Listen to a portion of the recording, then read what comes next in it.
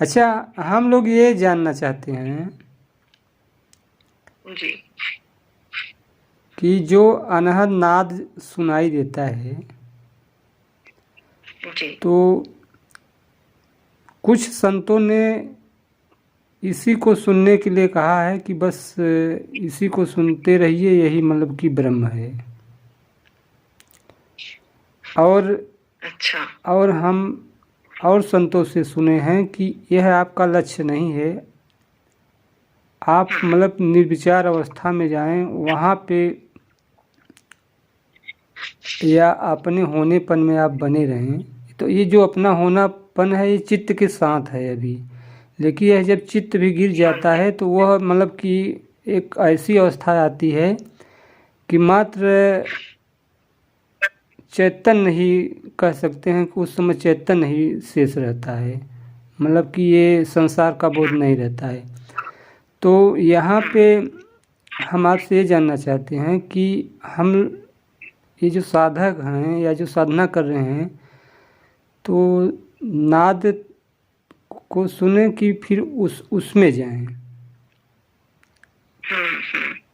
मतलब ये आप भी एक्चुअली साधना किया होगा, आपने गुरु से जाना होगा, तो हम लोग का कौन सा मतलब मेन लक्ष्य है, मूल ज्ञान क्या है, ये थोड़ा जानना चाहते हैं। हाँ, प्रश्न पूरा कर लीजिए आप, और कुछ।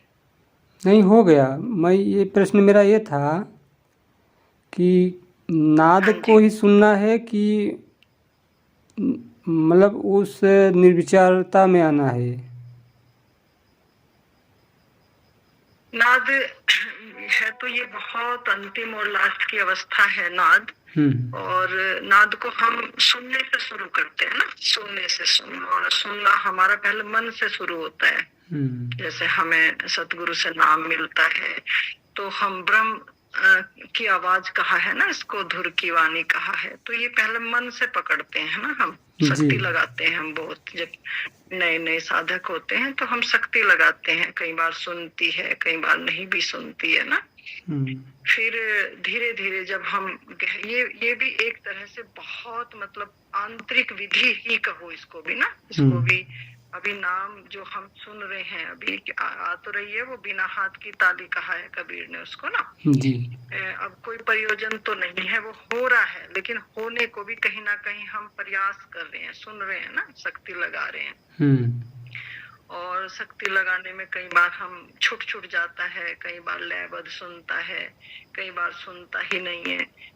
तो इसमें फिर एक स्थिति धीरे धीरे जब मन ठहरता है और मन बलवान होता है तो एक और इंटरनल और वॉइस है, बहुत सूक्ष्म, जो फिर हम उसको इंटरनल अनुभूति करते हैं। एक है अनुभव, एक है अनुभूति। अनुभव तो हम मन से करते हैं, अनुभूति हम भीतर चैतन्य से करते हैं ना।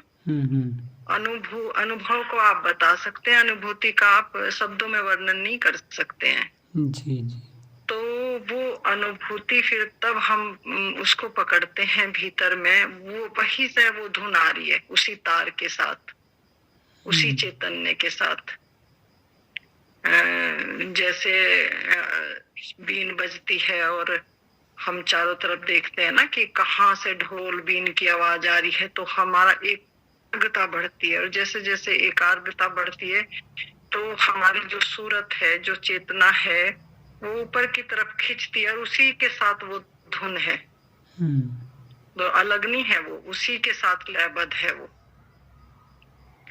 उसी के पीछे पीछे जब हम गहरे चलते हैं, गहरे बहुत गहरे, सुनते सुनते सुनते सुनते हमें ये भी पता नहीं चलता, इतने लीन हो जाते हैं हम कि हम हमारा होना जो है बिल्कुल मिट जाता है। और हमें ना तो धुन का पता लगता है, ना हमारे नाद का पता लगता है, बस एक होना है हमारा। वहां होने के बाद फिर एक वहां ठहराव है, बिल्कुल शून्य अवस्था। उसको शब्दों में कहना बहुत मुश्किल है। उसमें कुछ बोध भान नहीं रहता है, आपको कोई बोध भान नहीं है, शरीर का मन का सब मिट गया वहां आपका। वहां से फिर आपकी एक छलांग लगती है, शरीर को पार कर जाते हैं आप वहां से, चैतन्य में आप ऊपर जंप कर जाते हैं वहां से। फिर इसमें कबीर ने कहा, जाप मरे अजपा मरे, जो हो रहा था ना अनहद, अनहद भी मर जाए, सूरत समानी शब्द में ताते काल ना खाए। अब आप इस शरीर के बंधन, अब आप इस शरीर के बंधन को पार कर दिया आपने, इस शरीर को आपने जीते जी छोड़ दिया, ग्रेविटी से आप बाहर चले गए। क्योंकि जब तक आप इस शरीर में हैं, चाहे नाद सुन रहे हैं, चाहे कुछ भी हो रहा है आपके शरीर के भीतर, वो शरीर के भीतर ही है। लेकिन एक अवस्था ऐसी आती है कि आप बाहर जंप करेंगे, शरीर को छोड़ जाएंगे, और जैसे इस शरीर को छोड़ेंगे फिर आप लौट के जब आएंगे, फिर जब एक और बहुत परम अवस्था है वो, फिर सब दिखेगा आपको, पूरा संसार दिखेगा, लेकिन आपके अंदर एक भी विचार नहीं उठेगा, संपूर्ण ज्ञान, पूरा ज्ञान आपके अंदर, एक क्वेश्चन भी आप चाह के भी नहीं उठा सकते, कह ही नहीं सकते कि कुछ मुझे प्रश्न है मेरे भीतर या मुझे कोई उत्तर चाहिए। राजों का राज खुल गया आपके भीतर, और फिर ऐसी गंगा बहती है कि कितना ही आप कहते जाओ कहते जाओ कहते जाओ, उसका ऐसा है कि इस वाणी से फिर उसका वर्णन हो नहीं सकता। वो अथाय है, अपरंपार है, उसकी कोई सीमा ही नहीं है। और उस दिन फिर आप ध्यान, उसके बाद फिर आप आंख बंद करोगे ही नहीं, क्योंकि जिस उद्देश्य के लिए आपने आंख बंद की थी, अब आपकी आंख सदा सदा के लिए खुल गई। अगर हमारी नाद सुनते सुनते अगर हम फिर बार बार ध्यान में जा रहे हैं, डूब रहे हैं, तो अभी वो स्थिति नहीं आई कि हम आंख खोल लें, क्योंकि आंख बंद हुई है तो आंख खुलेंगी भी आवश्यक ही, खुलनी ही चाहिए। अगर आंख बंद है तो फिर इसका मतलब अभी वो स्थिति नहीं आई है, क्योंकि जिस उद्देश्य के लिए आंख बंद हुई थी अब आंख खुल गई, और अब जब तक अंतिम श्वास तक आंख खुली रहेंगी, अब बंद करने का कोई मतलब ही नहीं है। तो ये संपूर्ण अवस्था है। उसके बाद फिर चैतन्य में ही आप रहते हैं। लगता है कि हम शरीर में हैं, लेकिन शरीर का भी बोध भान आपको रहेगा ही नहीं।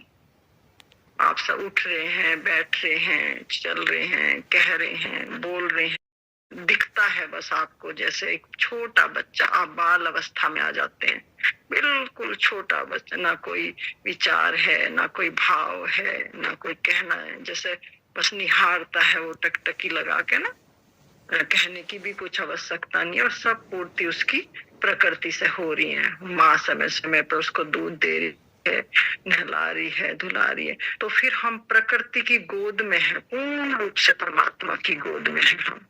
अब यहाँ कर्ता खत्म हो जाता है आपका करना, दो में कर्म है। अब यहाँ कर्म बंधन से हम बाहर हो गए, और आपका एक विचार भी उठेगा ही नहीं कि अब और कुछ चाहिए, क्योंकि अब चाह गई, चिंता गई, मन बेपरवाह हुआ। अब आप बैठे हैं बस और इंतजार कर रहे हैं कि जिस मरने से जग डरे मेरे मरने आनंद, कब मरूं और कब पाऊं पूर्ण परमानंद। अपने घर का पता लग गया, ठिकाना पता लग गया। इस शरीर में जो हम आए हैं, ये रहस्य पूरा पूरा खुल गया हमारा, और हम इस शरीर के और प्रकृति के गोल से बाहर हो गए, परम चैतन्य में ठहर गए, जो हमारा वास्तविक स्वरूप था जन्म लेने से पहले और जन्म लेने के बाद भी रहेगा। तो यही है मनुष्य जन्म का उद्देश्य, कि जीते जी इस शरीर में रहते हम जीवन मुक्त अवस्था को प्राप्त करें, और फिर इस जीवन का भी आनंद लें, क्योंकि प्रकृति और परमात्मा अलग नहीं है। केवल भ्रम के कारण हम शरीर के बंधन में आके दुख सुख महसूस करते हैं। जब ये रहस्य पता लगता है तो परत पे सब चलता है। संसार जैसे ऐसे है जैसे हम हवाई जहाज में बैठे हैं और संसार को नीचे से देख रहे हैं। इस स्थिति में आ जाता है पूर्ण होने के बाद साधक। तो जैसे हेलीकॉप्टर में बैठ के आप नीचे पृथ्वी का आनंद ले रहे हैं, ऐसी स्थिति, कोई वहां विचार ना बोध। और ऐसा नहीं कि आप ध्यान में बैठेंगे, आंख बंद करेंगे तभी ये स्थिति आएगी। 24 घंटे आपकी यही स्थिति बनी रहेगी। वहां बदलाव नहीं है, बदलता नहीं है। फिर किसी से पूछना नहीं पड़ेगा आपको कि अभी मैं ऐसा हूं या वैसा हूं या क्यों हूं ना। फिर आपको स्वयं ही स्थिति पता लग जाएगी, क्योंकि वहां एक है और एक का आनंद अनंत है। फिर मजा लेंगे आप जिंदगी का दोनों जहां का। जब तक यहाँ है तब तक आनंद, और मालिक बुलाना चाहे तो बुला लो, हम पहले ही राजी हैं चलने के लिए, कोई खींचातानी है ही नहीं।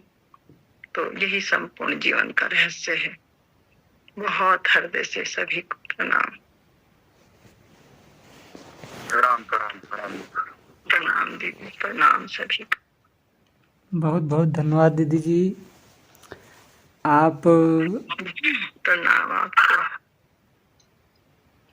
आपको मैं 3 बार कॉल लगाया था सिर्फ यही जानने के लिए कि जो हम लोग इस जो हम लोग एक ग्रुप में बनाए हैं, बस हाँ वही लक्ष्य है हम लोगों का। और जो भी चर्चाएं भी होती हैं बस उसी की ओर हम लोग का भी इशारा है। और आपने आज उसको पूरा मतलब कि खोल के ही बता दिया। आपको बार बार बहुत कोट कोट प्रणाम।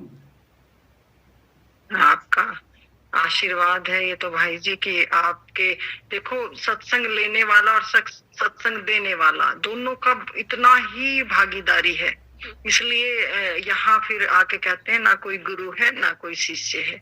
अगर पात्र लेने वाला ही ना हो तो गुरु दे कहाँ से। और गुरु देने के लिए तैयार हो और लेने वाला ही ना हो, लेने वाला हो तो और देने वाला ना हो, तो इसलिए इसमें सम स्थिति आ जाती है। तो फिर यहाँ अहंकार हो जाता है, बिल्कुल गिर जाता है अहंकार, और कृतज्ञ और धन्यवाद से भरता है। इसलिए मैं बार बार आपके प्रेम में, सारिका दीदी के प्रेम से मैं बार बार दौड़ी आती हूँ। इसलिए आती हूँ कि मालिक तेरी कितनी अनुकंपा है, कितना प्रेम करता है तू। और क्योंकि एक मालिक भी टकटकी लगाकर देखता है कि उस प्रसाद का अधिकारी कोई हो और उसको दे। और जब अधिकारी मिलता है गिरते हैं कि मालिक तूने देने के काबिल भी बनाया, दिया भी, तो इतनी करुणा और इतना हृदय बहता है कि और आनंद इतना कि उसको शब्दों में वर्णन करना मेरे बस की बात नहीं है। तो बार बार आप के चरणों में मेरा सिर झुकता है कि कितना सुंदर ये प्लेटफार्म मिला है कि मैं 2 शब्द कह पाती हूँ आपके बीच। तो ये उसकी अनुकंपा ने तो क्या है। कोई धनवान हो और कोई खचाखच उसका महल भरा हो और कोई लेने वाला ना हो एक रोटी का टुकड़ा, तो क्या करेंगे उसका।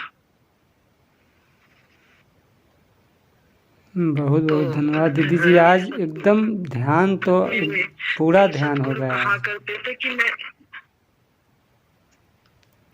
जी मेरे साथ कहा करते थे कि मैं नहीं हो जाता हूँ तुम्हारा, और मुझे कहने का मौका मिलता है तो मैं तुम्हें प्रणाम करता हूँ। तो वास्तविकता यही है भाई जी, सच में ही वास्तविकता यही है कि इतना प्रेम बहता है और इतने आंसू गिरते हैं, लेकिन अधिकार कहाँ से लाओगे।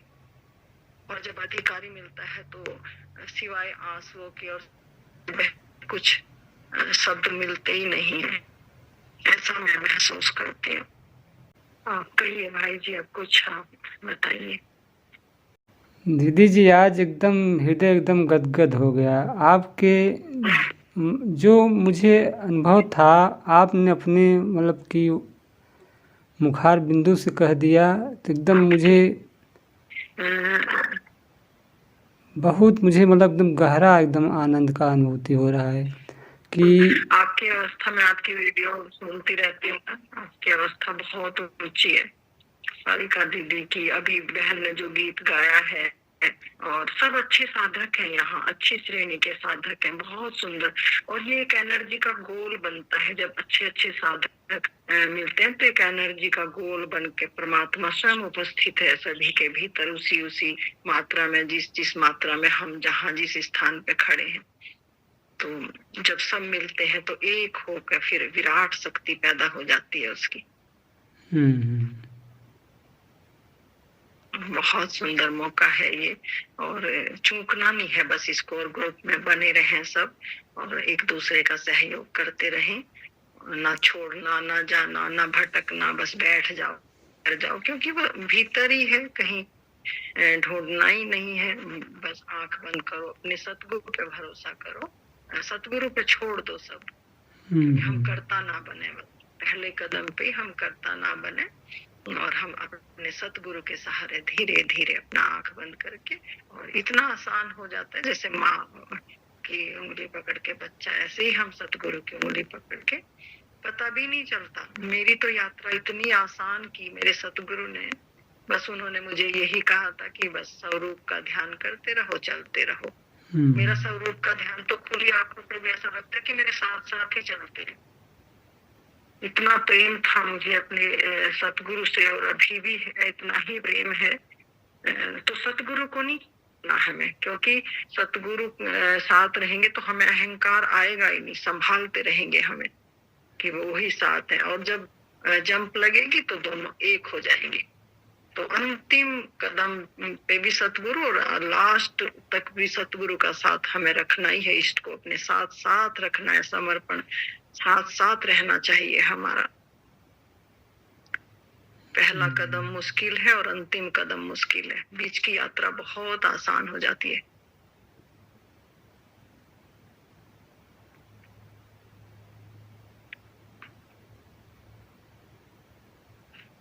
सारिका दीदी कुछ कहेंगी अब? सारिका दीदी चले गई वहाँ, एकदम समाधि में चली गई वो। चले गई। हाँ, डूब जाती हैं वो तो पूरा डूब जाती हैं। आप कहें कुछ? आवाज तो दीदी जी कुछ कहने का इच्छा नहीं हो रहा है। होता है, और मुझे भी ऐसा ही लग रहा था जब मुझे लगा मुझे दीदी पुकारेंगी, भैया जी पुकारेंगे, और मैं कैसे, क्योंकि मैं डूबी हुई थी सुनते सुनते सभी को, और इतना प्रेम से डूबी हुई थी कि मुझे बोलने का ही मन नहीं था। और कई बार ऐसा हो जाता है, क्योंकि ये भाई जी ऐसी स्थिति है, जब हम इस स्थिति में पहुंचते हैं, अगर हमारे साथ कोई बात ना करे, क्योंकि शब्द खत्म हो गए, अब बाहर से लिया हुआ था सब समाप्त हो गया, अब कहें तो क्या कहें। जैसे ही कोई शब्द आप मुझे बोलते हो तो फिर टकराहट पैदा होती, द्वंद्व हो जाता है, दो आगे ना, एक कहने वाला और एक फिर सुनाने वाला, तो मन पे आके ही फिर बोलना पड़ता है। मन के बिना तो एक शब्द भी हम कह नहीं पाएंगे। और अगर हम रूम में हैं, मौन हैं, तो फिर हम निस्तरंग हैं, कोई वहां कोई एक रेखा भी नहीं है हमारे चैतन्य पे, कोई मतलब ही नहीं है। लेकिन जैसा ही हम बीच में आएंगे तुरंत शब्द प्रकट हो जाते हैं, शब्दों की टकराहट से।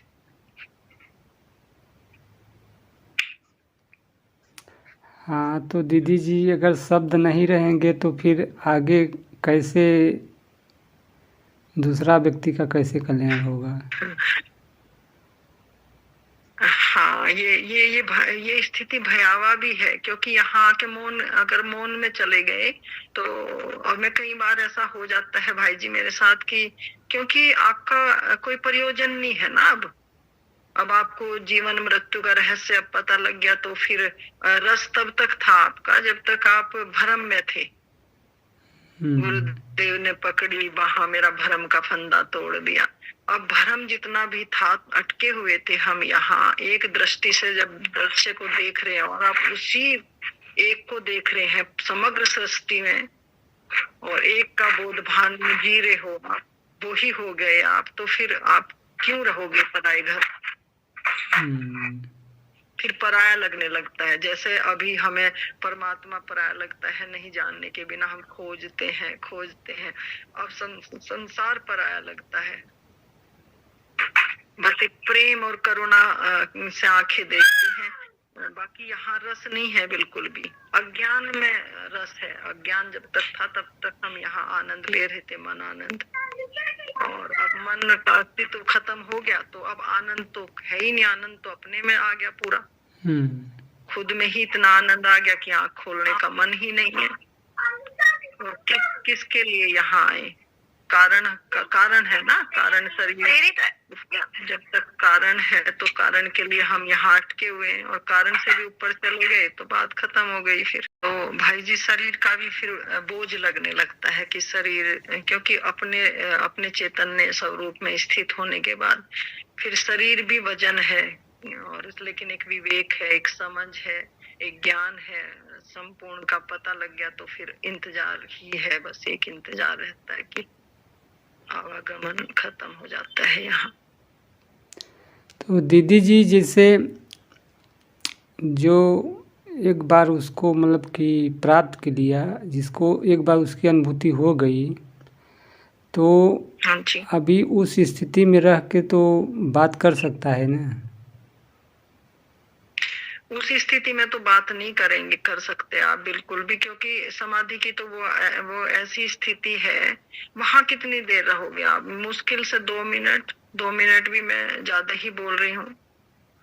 वहां का ऐसा है कि वो समय के पार है बिल्कुल, और वहां इतना ऐसा है कि शब्दों में कैसे कहूँ मैं उस चीज को, कि वहां तो फिर आपका शरीर भी नहीं है ना वहां, तो फिर आपका कैसे नीचे जब मन में आओगे, जब आते हो आप, क्योंकि एक बार रास्ता आपका खुल गया ना सहजद्वार से, आप ऊपर चले गए, सहजद्वार से भी चेतना ऊपर चली गई, तो फिर जब आप शरीर में आओगे तो काफी टाइम तक तो फिर आप उसी स्थिति में, जैसे बच्चे को जहां लिटा दिया, जहां सुला दिया, उसी स्थिति में रहते हो। फिर धीरे धीरे चैतन्य होता है शरीर, और जब चैतन्य होता है फिर मन में आते हो, आप मन में ही आके काम करते हो।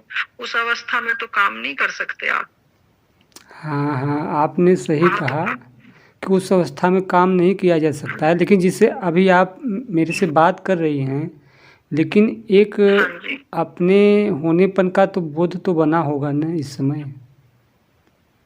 हाँ, अब इसमें बड़ी प्यारी बात कही ना कबीर ने कि सुरती अपने केंद्र पे है। जैसे सुई चक्की का उदाहरण दिया ना, कि चक्की में वो डंडी बीच में लगी रहती है, तो सहजदार पे ऐसे ही आप खड़े रहते हो 24 घंटे, उठते बैठते खाते, आपकी सुरती नहीं गिरती। सुरती इस तरह संभल गई आपकी, इतनी ज्यादा संभल गई आपकी सुरती कि क्योंकि अब शरीर पे तो मतलब नहीं, आपका शरीर तो छोड़ चुके आप, अब सुरती संभाल रखी आपने, और सुरती वो मालिक की दया से कब तक वो शरीर के अंदर बस ऐसा अटक रही है जैसे चिमटी में कपड़े, आप कपड़े सुखाते हो ना, बस सहजदार पे ऐसे अटके हुए हो, शरीर पूरा खाली कर चुके हो आप। प्रकृति का था, प्रकृति को आपने दे दिया वापस, जो प्रकृति से आपने लिया था, आप उसके ऋणी थे, आपने प्रकृति को लौटा दिया सब। अब आप बस इतने हो, कोई ना कोई जो कर्म बंधन आपके बचे हुए हैं, प्रारब्ध हैं जो आपके प्रेजेंट में, जो इस शरीर से आपने किए हुए हैं, कि तो वो तो इसी शरीर से भुगत के जाना पड़ेगा ना। हमें पता ही नहीं हमने क्या क्या कर दिए जाने अनजाने में। और जिस दिन हमारा लेन देन खत्म हो जाएगा तो ये शरीर भी समाप्त हो जाएगा। तो जब तक ये शरीर नहीं छूट सकता, जब तक यहाँ लेन देन है। जिस दिन लेन देन इस शरीर का खत्म हो जाएगा, राम नाम सत्य हो जाएगा। तो इसलिए कोई ना कोई कर्म बचे हुए हैं, नहीं तो जीवन मुक्त अवस्था तो यही है कि आपने जान लिया और आप अपने चैतन्य स्वरूप में स्थित हो, सुरती संभली हुई है आपकी, अपने केंद्र पे बैठे हो, बस बुलावा आएगा, दरवाजा खुलेगा, आप चल दोगे। बहुत मतलब एक श्वास में मृत्यु, जैसे श्वास भी लेने की जरूरत नहीं, इतना आपने उसको रेडी कर हो गया आप चलने के लिए।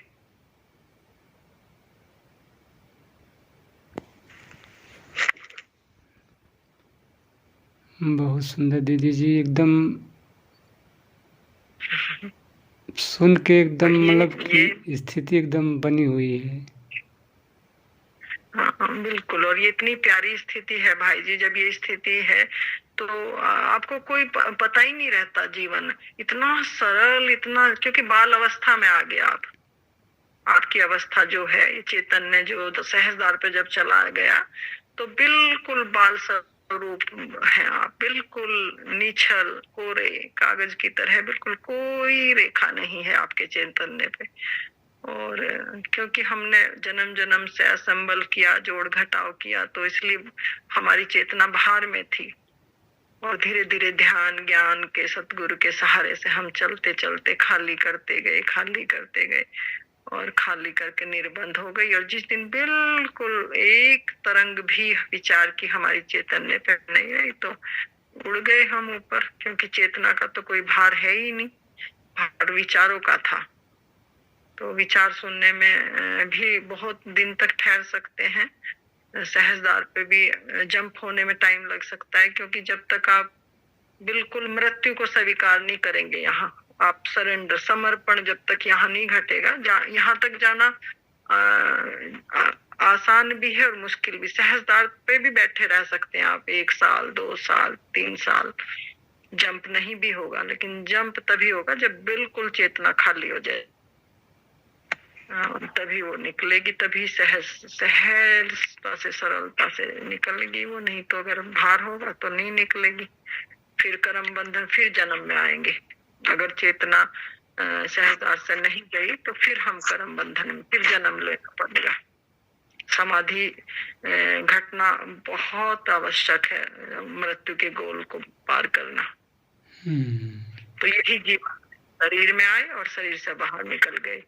बाहर आए तो बस पृथ्वी के गोल से बाहर चले गए हम। जैसे खेल है, एक सर्किल है, उस खेल का राज रहस्य पता लगे। परमात्मा भी फिर खिलखिला कर हंसता था कि ये देखो, ये खेल में बाहर हो गया खेल से। तो एक इतना खेल से बाहर होते हैं तो इतना आनंद है उसमें, अगर ये अच्छा, और खुद ही इतनी हंसी और इतना आनंद फूटता है कि अरे ये खेल कैसा खेल था, ये इतने जन्म जन्म से इस खेल में खेल रहे थे। और बाहर खड़े होकर फिर इस खेल का जब आनंद आता है, देखते हैं, दृष्टि देखती है, तो बड़ा आश्चर्यचकित होती है। और फिर सबको ऐसा लगता है कि समझा दो, अरे इतना आसान है इससे निकलना। और अपना जीवन भूल जाते हैं कि कितने कितने कष्ट हुए, कैसे कैसे खोज की, कैसे तड़फे हैं, कैसे एक एक कदम चले हैं। लेकिन वो ऐसे भूल जाते हैं जैसे माँ बच्चे को जन्म देने के बाद सब पीड़ाएं भूल जाती है, तो याद ही नहीं रहता कुछ भी। और संसार का भूलना ही परम ज्ञान है। जब संसार को हम भूल गए, और ये भूलना ही परम ज्ञान है। तो ये कहा ना कि जब सब भूल जाओ तब समझो तुम वहां पहुंचे हो। तो याद नहीं रहता कुछ भी। और मेरा तो ऐसा हालत है भाई जी, फोन उठाऊंगी किसी को करने के लिए, बहुत देर तक फिर शक्ति लानी पड़ेगी, किसको करना था, अब भाग के आऊंगी, अरे उसको फोन करना था, और आते आते गायब। फिर बहुत देर बाद कभी, यार किसी दिन तो नहीं भी आएगा याद। बच्चे कई बार कहते हैं कि मम्मा आपने फोन नहीं किया, क्योंकि संसार को भूलना ही अपने में स्व में स्थित होना है। और फिर एक स्थिति अभी तो क्योंकि हम लोग नए हैं, और ये समाधि की भी गहराई है, बहुत गहराई है, क्योंकि मैं देखती हूँ धीरे धीरे दिन पर दिन और गहरा। फिर तो बिल्कुल ही भूल जाओगे अपने, उसमें स्व में ही स्थित हो जाओगे, सुरती में समा जाओगे आप। और सुरती में समा जाओगे तो कौन बच्चे, कौन पति, कौन घर, कौन परिवार, तब संसार का कुछ भी याद, फिर आप अपने चैतन्य में ही समाओगे। अगर मरते वक्त हमें कोई ख्याल आ गया, ऐसा कुछ आ गया, तो क्योंकि विचार ले आएगा ना नीचे, हमें विचार तो पृथ्वी का है। तो फिर इतना तो संत इसलिए इतने गहरे चले कि वो बातचीत बंद कर देते हैं, अपनी सुरती को संभालने में लगते हैं, और वो सुरती में लीन रहते हैं। इसलिए लीन रहते हैं कि बस लीन हो जाए, आंखें कुछ देखे ही ना और कुछ, ताकि विचार मतलब गलती से भी कोई विचार आ ना जाए। आता नहीं इस स्थिति में, लेकिन फिर भी संभावना है, क्योंकि हम समुद्र में खड़े हैं तो कैसे बैर कर सकते हैं ना संसार में रह के। जब तक पिंड में प्राण है, इसमें तो हमें संभल के और डर के ही रहना पड़ता है।